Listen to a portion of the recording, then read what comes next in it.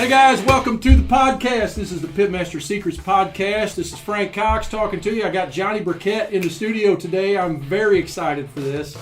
So, true story, Johnny just kind of pops in once in a while. I don't really know what happens, but he just popped in. We was going 50 different ways, and I was like, dude, you're here. Let's do a podcast.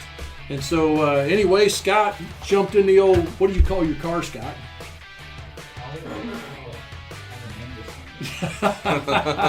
We'll call it Silver.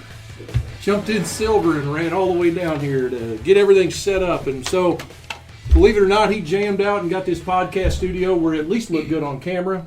We still got some work to do, but we can at least do a podcast, and I even have papers in my hands. So, anyway, Johnny and I are going to just I'm going to ask him some questions. And if you don't know Johnny Briquette, he hails from the Boot Heel of Missouri. I grew up down there. And we've known each other how many years? We met way back in the good old days, back in early 2010s, 12s, somewhere in there. Back when I was trying to figure out why Frank Cox was cooking on trash cans. Yeah, he was too. True story. Yeah. And I don't know how far back you want to go with all of this. Man, but I don't know. We can go back as far as it don't really matter. So, True story, they had a podcast at the same time that I was learning about podcasts. And we had the... what was our podcast called? It was the SmokerBuilder. I can't remember now, but it was on Barbecue Superstars Radio. And, we entered in with the Johnny Cash One Piece at a Time song because that's kind of how we built pits, one piece at a time. And you guys had your podcast, all about competition barbecue and talking about cooking and all kinds of stuff, right? The Lulu's Soul Smoking Radio Show. Oh, man, I didn't know if you was going to bust it out Had or the not. two crunk guys on there. It was a pretty good, wild little show. You know, some Randy whiskey Hill. and a little banter. That's all I can really say. I don't know how much cooking talk we had, but we had a lot of good guests that come on. Yeah, those was the good old days, man. And then we met in person for the first time at the Jack, the 25th annual, wasn't it? Or was it the year before the 25th? I cannot remember. It was like 2012. I remember me and Polar Bear came down there. We was live streaming the Jack. Anybody don't know Polar Bear, you need to go way back in the SmokerBuilder archives, probably on the forum, figure out who that man was. That's the guy that got me started with all this video and audio stuff and trying to make good videos and things. We had a lot of good times. But a lot of good times. Competition barbecue was kicking in for me about that time. We cooked the Royal for the first time by ourselves. Anyway, but you guys had your show on one night, and then we had our show on another night. And then another guy, Lance Moore, had his show. But then through the whole deal, boy, you guys was a force to be reckoned with back in the day. I tell you. We was up there a little bit. Had to come back down, but just one of those things. You ran the food truck. Yeah, you could go down to, where was you set up at? Charleston, Missouri, if you ever come through there. The Big Red Sled was always parked there. Big Red Sled.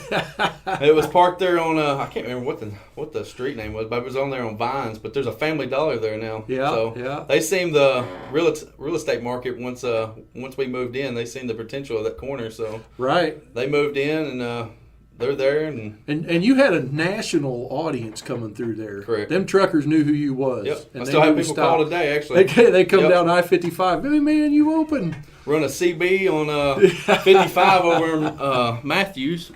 We sat there and talked to them on a CB radio, and they pull in there to JSH and get them some Lulu's. Lulu's barbecue, yeah, man. Anyway, and then one of the other memories that sticks out is up there in St. Charles. Remember we went and cooked at that church overnight with Morgan Sexton? Yes. And all that? That was a night of... I don't remember how many people they said it was that we was cooking for. Dude, it was crazy. It was like Christmas. It was right before... It was like a week or so before Christmas. And we went up there and cooked for their big... that Methodist church, I think is what it is. And we cooked for their Feed the Homeless kind of a thing. And... Dude, we cooked so much chicken. They had a whole bunch of chefs in the kitchen prepping chicken, and we was out in the parking lot cooking up. Dude, they had big old them witch kettles. Remember that in the parking lot, full of sloppy joes and green beans, and it was cold. That's what you got to remember. Frank called me up. He's like, "Hey, we need somebody else to come up here and cook." So he's like, "All right, we'll go." So we got up there. It is cold. I'm talking bib weather. Yeah, so cold. We're loading up the big Traeger with all kinds of chicken. We cooked all through the night. And let me tell you, that was probably one of the most tiring nights I've ever had cooking, even against competitions or anything else. But it was very rewarding after we got to go see all the people the next day, and all the people and all the vendors and all the food and all the supplies and everything that they was doing for them, which was really great. Something we got to be a part of, but a lot of people don't get to see behind in the barbecue world. Lulu's and PitHustle have been around for a long time. We've done a lot, seen a lot. We've rebranded into PitHustle. Lulu's doesn't exist anymore.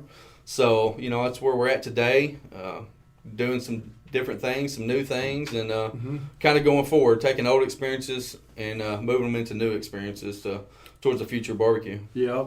And, I really love what you guys are doing right now. I say you guys, it's Johnny Briquette. Correct. And then it's Cody and Colby, right? Correct. Yeah. And one image, two guys. But you'll never tell the difference. You'll never be able to tell the difference. But you guys are basically taking the backyard barbecue guy and helping him up his game, right? That's kind of the mission. That's kind of the theory. Back when we got into barbecue, everything was about fun. Mm-hmm. Everything was fun. Everybody was cooking a choice or a prime brisket if you got it. Everybody was cooking store-bought meat. Nothing was, ordered in until probably 2 or 3 years later. Everybody, we kind of got into the Snake River Farm brisket, the Wagyu. Mm-hmm. We was paying, I think, $120 for a Snake River Gold back then. So, and you got Snake River Gold, you feel like you was somebody. I ain't gonna lie. Yeah. Boy, it was like a piece of gold that you had. But basically just kind of a fun time to where everybody's kind of gathered around, talked, had fun. Everybody was intense. Trailers were just kind of coming onto the scene. Everybody was just kind of hanging out. You could walk around and talk to everybody. And now it's not really a spectator sport anymore. It's more about what can I go win to sell this product. Yep. And that's what it's become. Is it's basically turned into NASCAR. Win on Saturday, turn into NASCAR. Mm-hmm. Win on Saturday, sell on Monday, and that's basically what it's turned into. But we kind of want to keep it to the level of we're looking towards the guys in the backyard world to where they can come out and say, "Hey, I got a question." Mm-hmm. We'll be like, "Hey, you close to this contest? Come watch the contest. Yeah. You can come here and set." We would last year we set up spectator tent. Mm-hmm. So basically, people could come sit inside the tent and watch us cook. We didn't charge anything. Dude, that's awesome. So people can understand what's going on because you get so many people coming to a contest that go, where's the food at? When do I get to taste stuff? We don't get to taste anything. They don't understand it. Like in our culture, how we got into it, we didn't know what barbecue was. Nobody barbecued in our area or family or anything like that. It was kind of a learn and earn thing is what, Hank Badden told me way back in the day. Learn and earn degree. But, you had to teach yourself what was going on unless you had somebody pass it down. So we've had to take all that and kind of move it into a new era. Yeah. But keep it to where people can understand it because the classes are great. I took one not too long ago. I took Chris Schaefer's class not too long ago, and it was a great class. Most classes run you about $500, and a lot of people don't have that type of money getting into barbecue to understand what's going on. Now they will after they've been there for a couple of years and say, okay, well, I see what's going on, or they become judges or something like that. But today we get a lot of messages on Instagram or Facebook just talking about temps, or I'm fixing to buy a pit, or I'm fixing to do this, because back in the day we didn't know. Beginner stuff. Exactly, a lot of beginner stuff. And that's where everything kind of originates, where a lot of people I think get lost in translation of where do I start? Yeah.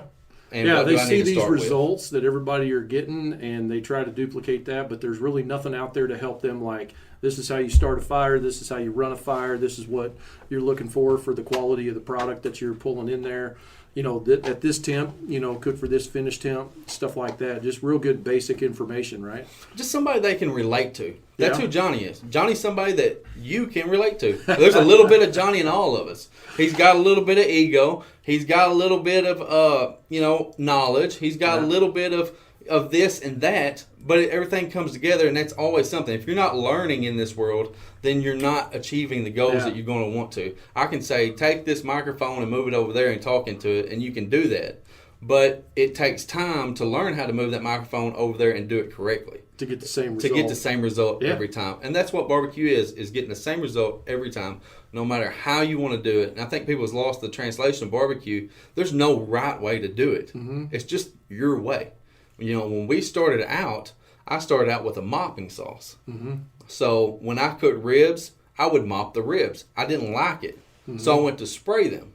Well, the spray bottle get clogged up. So I started eliminating ingredients that was in it until I actually only have 3 ingredients in the spray bottle, which is TEA, Tasty Electrifying Agent. If you watch the videos.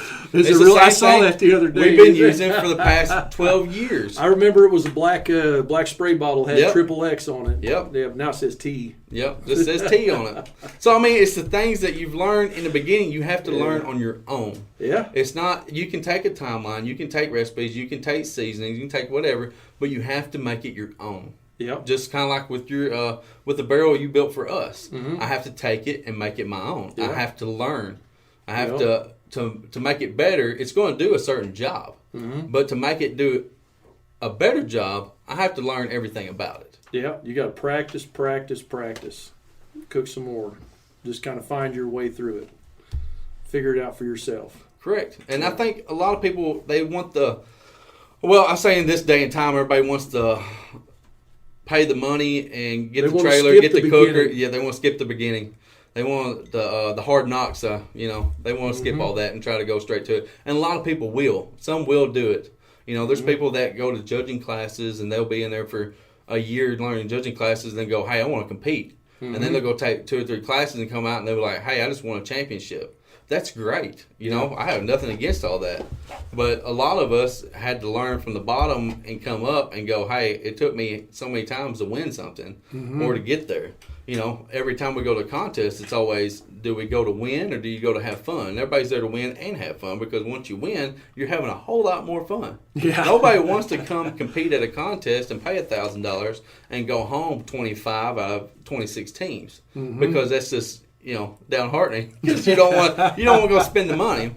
So that's kind of the whole reference behind it, is just kind of the small things that people can learn or just associate with them or have somebody they can talk to that's on their level, that's not going to degrade them in any way or make fun of them. We have a group that people can ask questions or post whatever.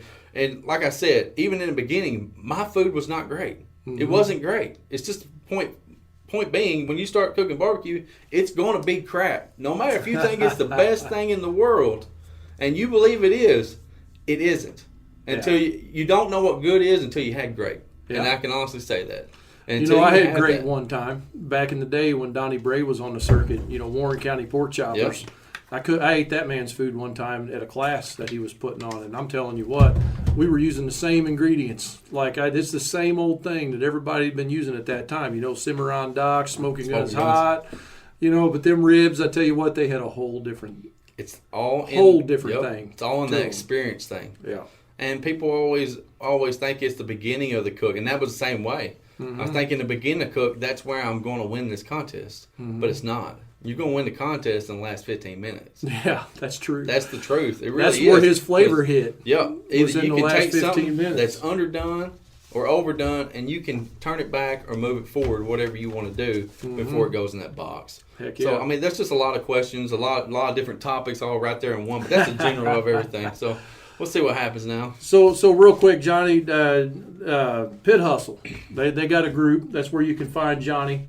Tell us about how people can get a hold of Johnny Briquette and just kind of follow you. You can go to PitHustleBBQ.com. We do have a website. You can get on there and you can send us an email or Facebook or Instagram. You have a Facebook group too, I think. We do have a Facebook group. I don't really remember the name of it. I just look for the ribs. Yeah, PitHustle BBQ, I think. So I always look for the picture of the ribs. So. And then PitHustleBBQ.com is where they can go and see what you're actually doing, right? Correct. So, well, hey guys, that was just a little introductory there for Johnny Briquette. I'm really glad you guys chimed in here and listened. We're going to have a couple more of these coming up with Johnny here pretty soon. Anyway. I tell you what, barbecue is an awesome sport. It's a great thing to be involved in. The community is ridiculous. It goes so many different directions. SmokerBuilder.com. You know, we've got our forums, we've got our Facebook group. You can get in there and learn how to build a pit and stuff like that. If you want to learn how to cook, get over to the PitHustle BBQ group. Look for Johnny. And anyway, thanks for listening, and we'll see you here again soon.